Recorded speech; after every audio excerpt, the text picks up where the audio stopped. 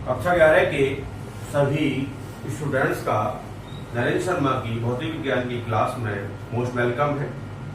आज मैं आपको इस वीडियो के अंदर जो टॉपिक लेके चलता हूं वो पिछली वीडियो से रिलेटिव है। टॉपिक जो है वो कलन विधि द्वारा गति के समीकरणों की उत्पत्ति, जो कि मोशन ने स्ट्रेट लाइन से ही लिया गया है, सरल रेखा में गति से लिया गया है। पिछली वीडियो के अंदर हमने जो इक्वेशन ऑफ मोशन है, तीन गति के जो तीन समीकरण हैं उनका जो डेरिवेशन किया था वो ड्यू टू ग्राफिकल मेथड किया था। ग्राफीय विधि द्वारा हमने उनकी उत्पत्ति की थी। अब एक नया मैथमेटिक्स जो कि हाई स्कूल लेवल तक नहीं चलता है, मतलब कि उसके थ्रू हम इस वीडियो के अंदर गति के समीकरणों की उत्पत्ति करना चाहेंगे। तो टॉपिक का नाम हो जाता है कलन विधि द्वारा गति के समीकरणों की उत्पत्ति, the derivation of equation of motion with the method of calculus method. Calculus method में क्या होगा आप इस वीडियो में थोड़ा देखते रहेंगे और थोड़ा मैं आपको समझाता भी रहूंगा कि व्हाट इज कैलकुलस मेथड। यहाँ इंटीग्रल और डिफरेंशियल दो फॉर्म होती है, अवकलन और समाकलन, उसके बारे में थोड़ा थोड़ा बताऊंगा आपको और आप कोशिश करेंगे सीखने के लिए। तो देखिए, कोई भी ऑब्जेक्ट है वो एक लीनियर पाथ पर मूव कर रहा है, उसकी इनिशियल वेलोसिटी जो u है वो 0 है। u वेलोसिटी से वो इनिशियल वेलोसिटी u से मोशन स्टार्ट करता है और आफ्टर सम डिस्टेंस कवर करने के बाद उसकी वेलोसिटी जो है वो v हो जाती है और वो जो डिस्टेंस कवर करता है वो s करता है। तो क्या क्या हमें करना है, माना एक वस्तु बोलते हैं ऑब्जेक्ट को, एक वस्तु सरल रेखा लीनियर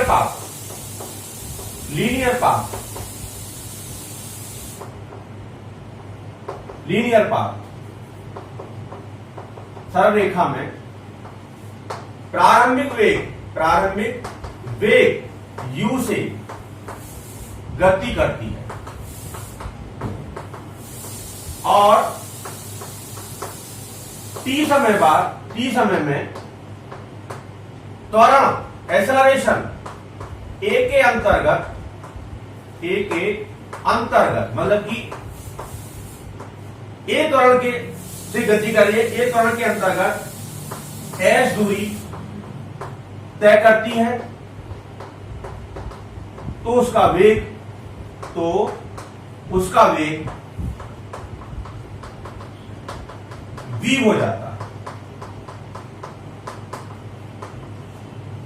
वही बात है कि एक ऑब्जेक्ट है, एक वस्तु है, वो एक लीनियर पाथ पर सरल रेखा में त्वरण a के अधीन गति कर रही है। उसका प्रारंभिक वेग जो है वो u है। अगर वो t समय में s दूरी तय करने के बाद उसका जो वेलोसिटी है, जो फाइनल वेलोसिटी है, वो आपकी v हो जाती है।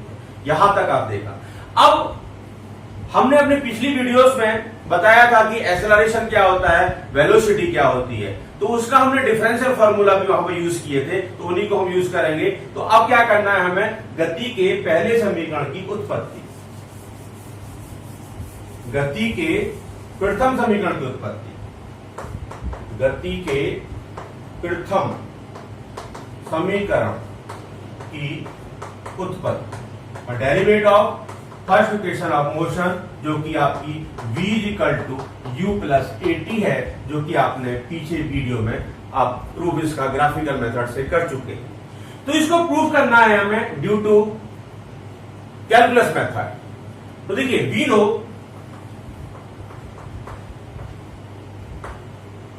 a = dv/dt by the definition of linear acceleration, the rate of change of velocity with respect to time is called linear acceleration. a = dv/dt और dv = adt, dv = adt। अब यहां से थोड़ी समझने की कोशिश करेंगे आप। तो यहां हम इंटीग्रल करेंगे दोनों साइड का। क्या लिखेंगे, दोनों ओर का निश्चित सीमा, डेफिनिट निश्चित सीमा के अंतर्गत समाकलन करने पर, समाकलन इंटीग्रल करने पर, integrate on both side with proper limit.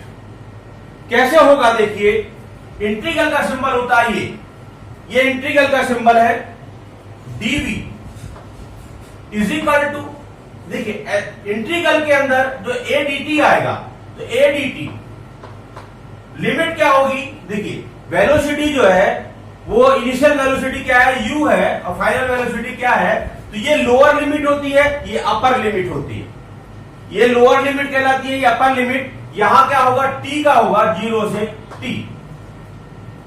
ये समाकलन का एक सिंबल है dv u टू v, ये लोअर लिमिट है, ये अपर लिमिट है। Initial velocity final velocity, initial time final time dv। अब देखिए एक नियम देख, थोड़ा सा समझते रहे आप। और integral dv u to v, देखिए एक्सेलरेशन कैसा है, कांस्टेंट एक्सेलरेशन है। जब भी कांस्टेंट कोई भी क्वांटिटी होती है तो वो इंटीग्रल से बाहर ले ली जाती है, ये इसका नियम है। a dt 0 to t। देखिए एक फॉर्मूला मैं यहां आपको बता रहा हूं इंटीग्रल का, इंटीग्रेशन x dx, x की पावर n dx, ये इंटीग्रेशन है x की पावर n dx। तो इसका इंटीग्रल जो होगा वो x की power n plus 1 upon n plus 1 होगा। इस फॉर्मूले को आप पहले रिमेंबर करेंगे कि इंटीग्रेशन x की power n dx is given by x की power n plus 1 upon n plus 1। अगर देखिए मैं यहां थोड़ा सा लेके चलता हूं, अगर आपका इंटीग्रेशन x की पावर 2 dx है तो इसका मतलब हो गया इसका, तो x की power 2 plus 1, 2 plus 1 upon 2 plus 1, therefore x की पावर 3 अपॉन 3, x की power 3 upon 3 is the integral of x square dx। तो इसी तरह से यहां पर हम इंटीग्रल लेके चलेंगे, उसमें हम लिमिट को प्रॉपर कैसे आपका इंटीग्रेट करते हैं उसको देखेंगे। therefore एक और देखा थोड़ा सा, इंटीग्रेशन ऑफ खाली अगर dx है, इंटीग्रेशन ऑफ dx है that is x, that is x। Integration of dv is equal to v, integration of du is equal to u। अगर हम कहते हैं कि लिमिट हमें, देखिए ये लिमिट है हमारे a टू b, अगर कोई क्वेश्चन है कि हम लोअर लिमिट a आ रहा है अपर लिमिट b आ रहा है, तो ये क्या हुआ, यहां पर इंटीग्रल कर लिया, x कर लिया, lower limit a upper limit b।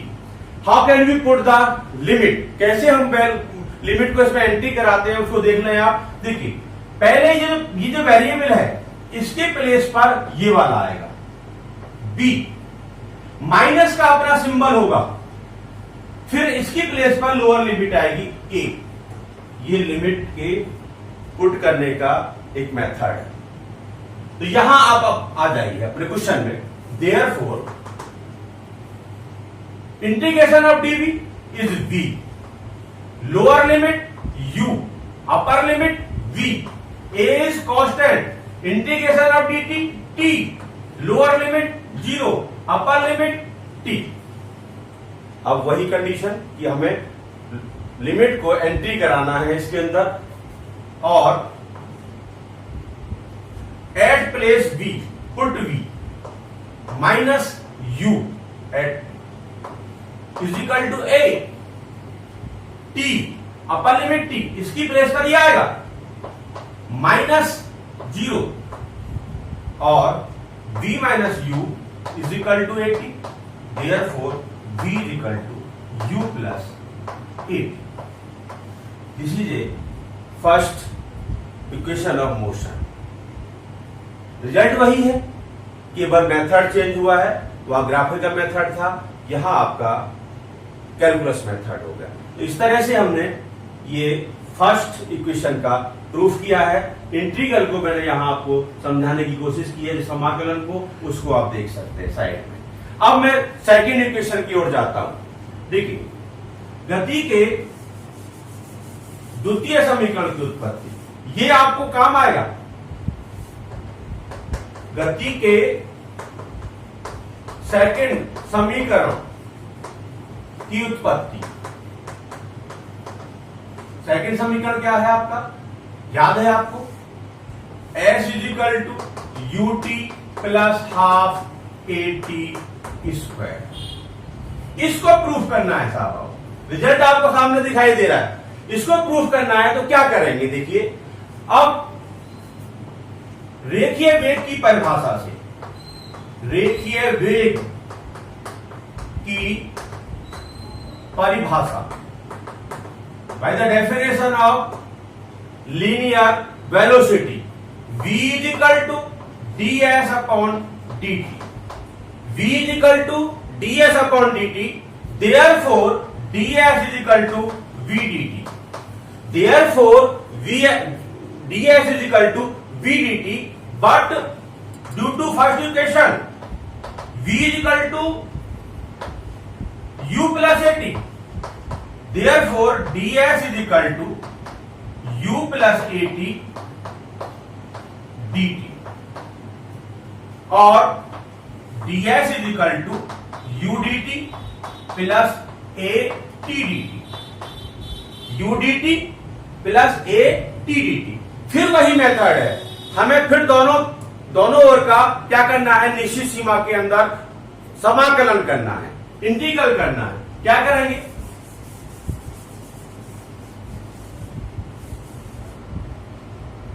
और ds लेंगे 0 से s, अब lower limit s, upper limit, lower limit 0, upper limit s is equal to u is a constant dt 0 to t, limit a is also constant t dt 0 to t। ये हमने क्या किया, वही language लिखेंगे, दोनों ओर का निश्चित सीमा के अंतर्गत समाकलन करने पर, integrate on both side with proper limit. देखिए इसको देखें आप, ds बोले तो देखिए integration of dx is equal to x, तो यहां क्या होगा s, 0 to s, u dt t 0 to t, a integration of x की power n dx is equal to x की power n plus 1 upon n plus 1, यहां power क्या है 1 है, तो t की power 2 upon 2 0 to 2 by this method. अगर यहां पर 1 होता तो x की पावर 1 प्लस 1 अपॉन 1 प्लस 1 होता, तो x स्क्वायर अपॉन 2 होता, और लिमिट s माइनस 0, वही upper limit minus lower limit, u t minus 0 plus half बाहर आ जाता है, a t स्क्वायर माइनस 0 का square after putting the lower और upper limit. Therefore s is equal to ut plus half a t square. This is a required result. ये गति का दूसरा समीकरण हो गया साहब, क्लियर, समझ में आ गया। पहला समीकरण v equal to ut, v equal to u plus at, second s equal to ut plus half at square. अब हम थर्ड जो आपका इक्वेशन है उसकी ओर जाते हैं, तीसरे समीकरण की उत्पत्ति करेंगे, देखेंगे आप समझें। गति के तीसरे समीकरण की उत्पत्ति, गति के तृतीय थर्ड समीकरण की उत्पत्ति, उत्पत्ति का मतलब डेरिवेशन। क्या है इक्वेशन, सबको पता है, v square equal to u square plus 2as। Result आपके सामने मैंने रख दिया है, इस इक्वेशन को लेके आना है हमें, ड्यू टू कैलकुलस मेथड, कलन विधि द्वारा इस समीकरण की उत्पत्ति करनी है। तो यहां पर हम फिर वही बात एक्सेलरेशन या वेलोसिटी की डेफिनेशन लेके चलेंगे। तो त्वरण की परिभाषा से, त्वरण की परिभाषा से, त्वरण क्या होता है, a rate of change of linear velocity is called as linear acceleration. अब क्या करें हम इसमें, और a इज इक्वल टू, अब मैं क्या करूं इसमें, देखिए इसके अंदर मैं ds से nr और dr में मल्टीप्लाई कर रहा हूं, ds upon dt into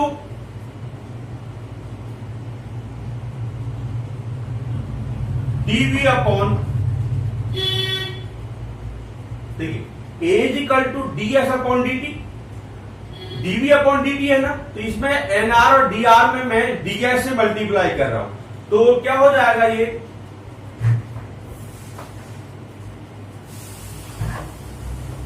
ds into ds। तो ये मैंने अपने ds से इसमें मल्टीप्लाई कर दिया है। अब देखिए, और a is equal to ds upon dt क्या होता है, v होता है, ds अपॉन dt क्या होता है, v होता है, और dv upon ds, therefore v dv is equal to a ds। ये हमने थोड़ा सा फॉर्मूले को एक फॉर्म में लिया है। मैंने क्या काम किया है कि डेफिनेशन लगाई है a की, dv ओवर dt, nr और dr में अंश और हर में मैंने क्या किया है, ds से मल्टीप्लाई किया है।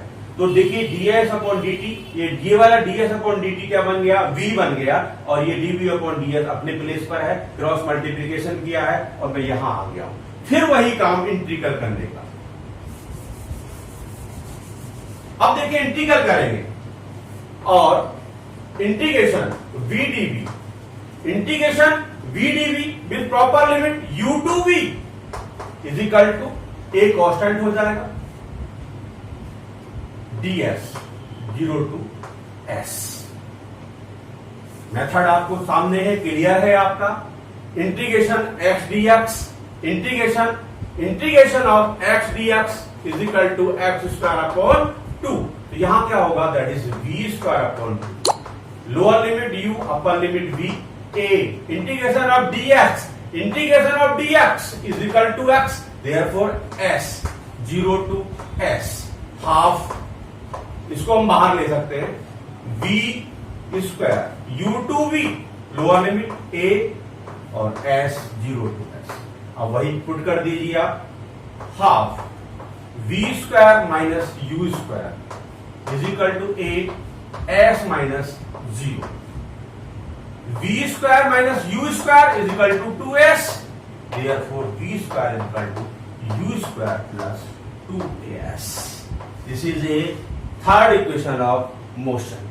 इस तरह से हमने डिफरेंशियल मेथड का, कैलकुलेशन मेथड का यूज किया है और तीनों इक्वेशनों का प्रूव किया है। वही आया है जो ग्राफिकल मेथड से आया है। इस तरह का आपको समझ में आ गया होगा, और वीडियो को बार बार